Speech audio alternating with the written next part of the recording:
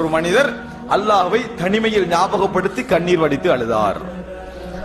ஒருவர் அல்லாஹ்வை ஞாபகப்படுத்தினார், அதனால ஒருத்தர் அழுதார்னு வைங்களே, அது எதற்காக அழுத அழுகை? ஈமானுக்காக அழுத அழுகை.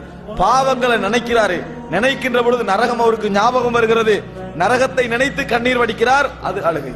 சொர்க்கத்தை நினைக்கிறார், சொர்க்கத்தை நினைக்கிற நேரத்தில் தான் செய்த அமலுடைய எண்ணிக்கை ஞாபகம் வருகிறது, நம்மளுக்கு கிடைக்காமல் போய்விடுமோ என்று நினைக்கிறார், அது ஈமானிய இன்பம். ஒரு மனிதனுக்கு ஒரு 10 ரூபாய் 20 ரூபாய் தர்மம் செய்யறாரு, செய்துவிட்டு யா அல்லாஹ் என் பாவங்களை மன்னித்து விடு என்று உள்ளம் உருகுகிறார், அது ஈமானிய இன்பம்.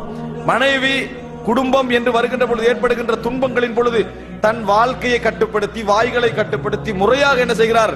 பேச்சுவார்த்தையை நடந்து கொள்கிறார். ஆனால் வேதனைகளை அடக்கிக் கொள்கிறார். இதனால் அவருக்கு என்ன செய்து கண்ணீர் வருகிறது, அது என்ன? ஈமானிய இன்பம். கணவனையும் மனைவியையும் தாயையும் நிர்வகிக்கின்ற நேரத்தில் இருவரையும் சமாளிக்க வேண்டிய நிலைமை ஏற்படும்.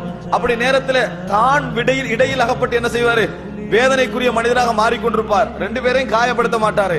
இதற்காக வேண்டி ஒரு அழுது அல்லாட்ட என்ன செய்யறாரு? யா அல்லாஹ் தாய்க்காக வேண்டிதான் நான் இப்படி செய்யறேன்னு கூடிய கேட்கிறாரு, அது ஈமானிய இன்பம். அப்ப எதற்காக வேண்டி ஈமானிய இன்பம்? குர்ஆனை என்னது? வைதா துலியத் அலைஹிம் ஆயாத்துஹு ஜாதத்துஹும் ஈமானா.